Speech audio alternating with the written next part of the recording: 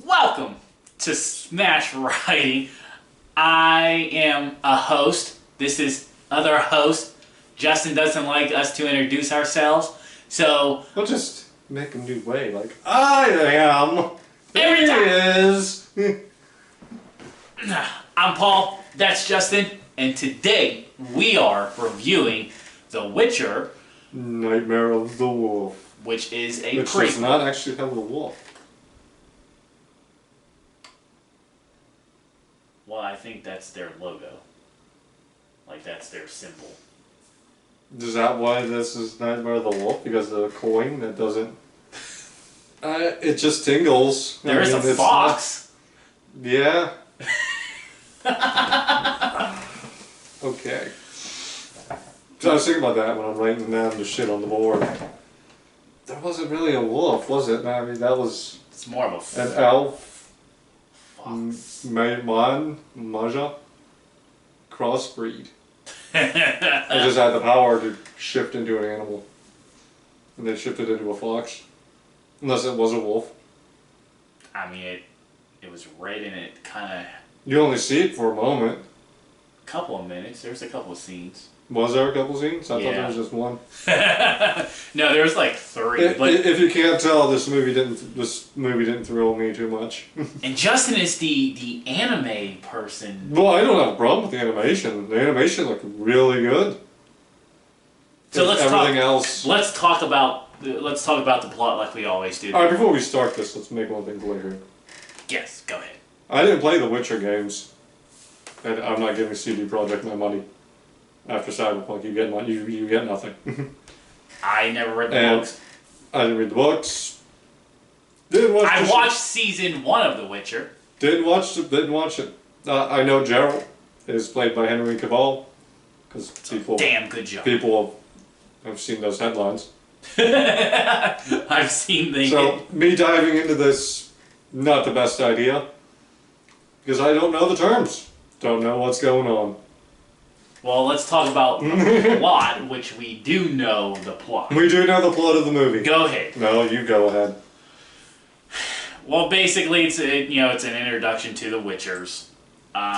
You know that Witchers are basically Well, we open up with the kids in the carriage going somewhere, and well, they weren't in the carriage, so one kid had to pee. And that was when the monster came out, the Lecha, yes, and he killed the sisters and the dad bloody. I was about to kill the boy when Vesemir showed up, and an older the Vesemir we know yes.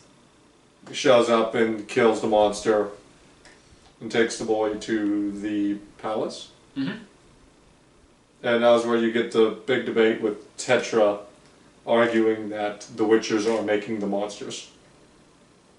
Which they just kind of basically gave away an ending. Yeah, well, it was just a speculation, you didn't know that. And she's met with resistance from Zerbst. Yeah. And then we get Vesemir and the rest of the Witchers, and you start getting flashbacks to his childhood. Vastman basically it's told from his point of view for a little bit of film where how he basically became a Witcher and undergone the body transformation to be who he is today. Yeah, like he was a slave. I guess you can call it that. Yeah, The first he servitude. was. It didn't label it as he was A servant's child. Yeah, to a royal family. So And the one was like possessed by a monster. yeah, so he. And when he went to the market with Ilimon, I don't know her name. I didn't write it down. I don't care.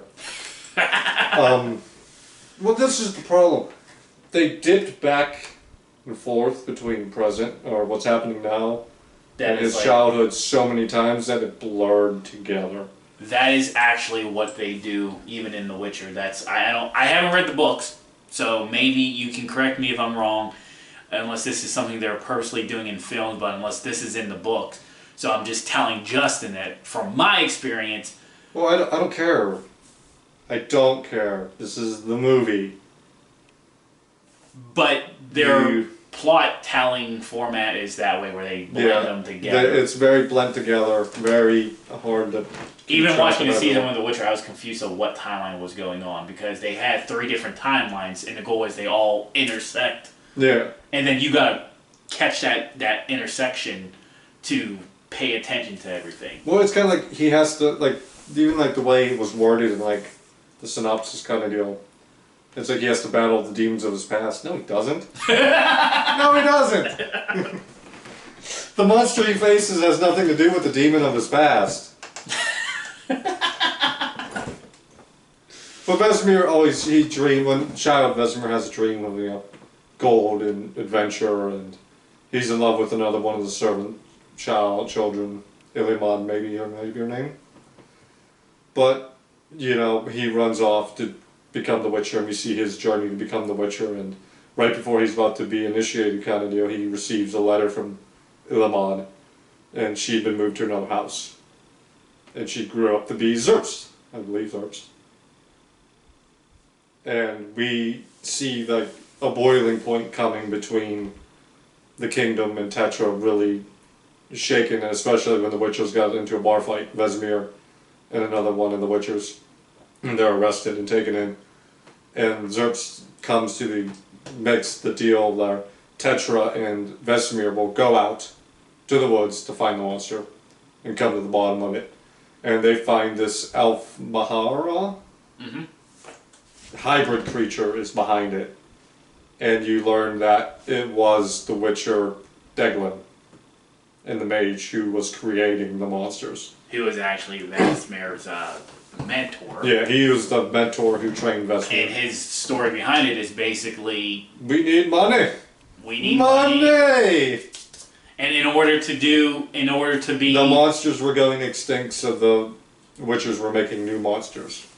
And now Vesemir didn't have nothing to really do with that. He's kind of like the new... Yeah. Like he's breaking the mold. Vesemir didn't like it, but still fought alongside the Witchers during the big climactic battle that sees everyone but Vesemir die, and you see him meet up with the kids who ran, and one of them is Geralt. Yep. The younger version where he... And if you're confused, so am I.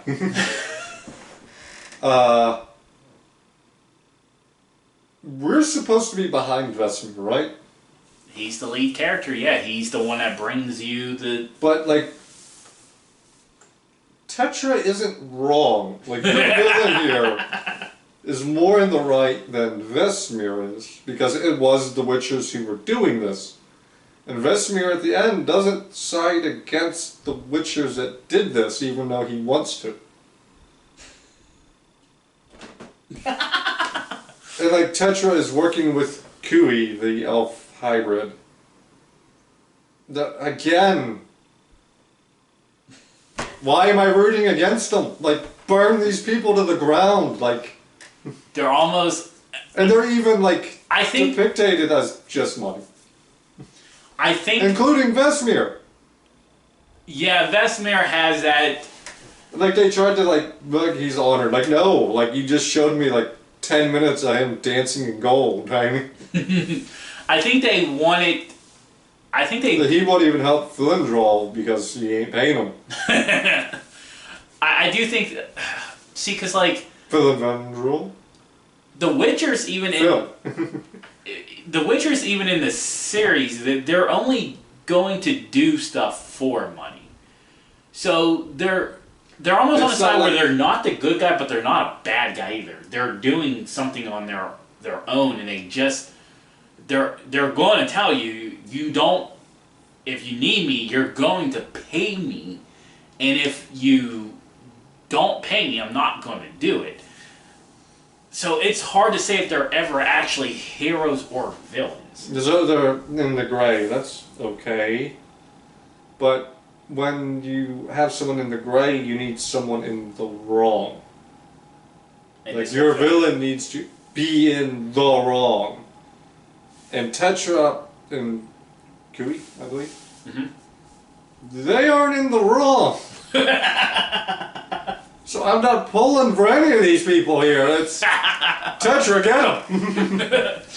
You're pulling for Tetra. I'm pulling for Tetra. Like, it's more sad when she dies than anything in this movie because yeah, she even opens she's up like in the right. she Like, explains. her father was killed by them. Like, and it's like you can't really get behind her in a ways because it's like I'm guessing she and the people killed the elves, but.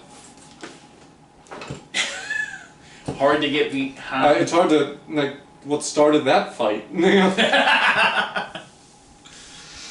Yeah, I think you said maybe we review so much and maybe I should get into reading the books. I'm not giving CD Projekt my money. I refuse. He's more the gamer side. I'm the book. It doesn't matter. I don't care. I don't care if The Witcher 3 is better than Cyberpunk. There's a lot of things are better than Cyberpunk. But the fact you gave me Cyberpunk, no, you get no more money. I don't know what the hell you're talking. You don't need to know what I'm talking about. Is that bad? So from my experience dealing with the Witcher film, this is the plot is like on point with from like season 1. I know this is a prequel because Vasimir is the mentor to be and all of that. The points are right. There's no like the villain. It's like, I don't so much care that they're gold hungry. Like whatever, you make money. You're doing a service. You deserve to be paid and everything. But what makes them the real bad guys here is they're making the monsters. Yeah. And Vesemir is claiming to not like that fact, but he's also not siding against them. He'll fight for them, but like... Because I think, like... Let's say if they won that fight, they're going to keep making the monsters because, Vesemir ain't going to stop them. That is true. Like, had they won the fight, what would have happened? Obviously the books and everything portrays is this is a turning point, but Vasimir is, he's the new age of what the Witchers are going to be. This gold. No making monsters, but we appear in like we'll do anything for gold. We're just no longer making monsters. But had that tide not gone that way, what if they did win the battle? Would they still literally be making monsters to quote unquote make their money? Now Vasimir, the line at the end, he openly says there's always going to be monsters. Maybe there was too many Witchers to combat with the monsters, but now, basically there's only give or take like 4 Witchers in like current timeline. Like this is prequel stuff. Yeah. So maybe you didn't need like 20 of them. You just needed 3 or 4, and you kind of get that later on. But they'll still stand behind the fact that they're mercenaries. They're only going to do things for money. That doesn't, like to me, that doesn't make them the bad guys necessarily. But what makes them the bad guys is the fact that they are making the monsters. And Vesemir's still fighting for them. I think that that makes like your heroes of the story is Tetra. And then your hero kills who you portray as your villain. It's very... And I think maybe that's where they're trying to go with, like, you might have to decide who you want to be the villain.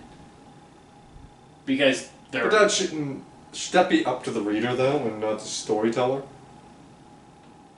Perception, I guess. No. Because then you to perceive anything.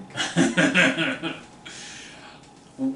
Our knowledge with The Witcher is very, very limited. I've never even heard of this until I watched the series, the season 1, and then I came across, and then this. So we might be missing points to the characters. We're just literally reviewing the film itself, and not the backstories and everything that goes with the film, because we're only reviewing the film itself. And the animation is beautiful. Yeah. Love the animation. I don't know, like my bashing of this has nothing to do with the animation. The animation is gorgeous. Especially the scene with Tetra. Yeah. When she's using the big spell to pretty much drop the building they were testing and everything. That was a gorgeous And sequence. the voice actors, The The voice actors were good. Mary McConnell as Zerbst. Tom Canton as Phil. I'm not saying that. You had Theo James as Vesmir, Laura Pulver as Tetra, and Graham McIntosh as Deglin. They all did really good, and everyone else who I haven't named because there's a lot of names in this.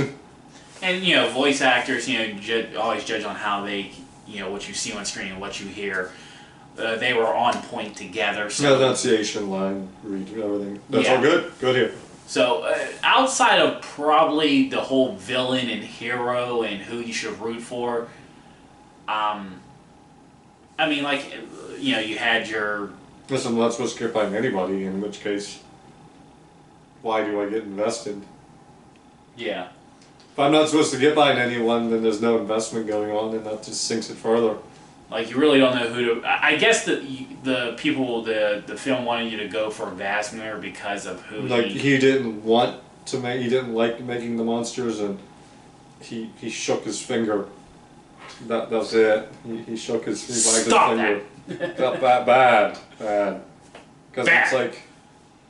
They were in the wrong. 100% in the wrong. They were controlling the whole scene. Tetra, who you set up as the villain against the Witchers, was right the entire time. Like, she was 100% on the money. And she... Like, honestly, like, even when she was dying, you felt bad for her. Working with Kui, like, yeah, I understand that. Kui's angry too. She's an abomination and has nobody. You kidnapped the only one she ever made.